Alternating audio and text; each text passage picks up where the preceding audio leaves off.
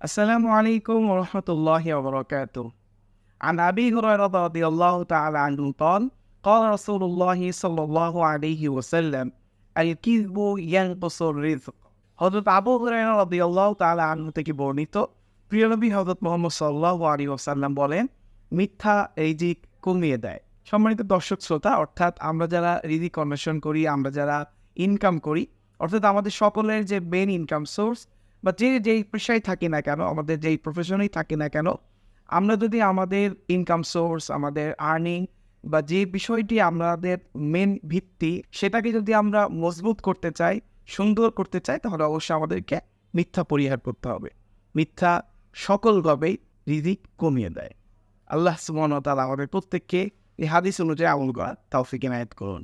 আসসালামু আলাইকুম ওয়া রাহমাতুল্লাহি ওয়া বারাকাতুহু।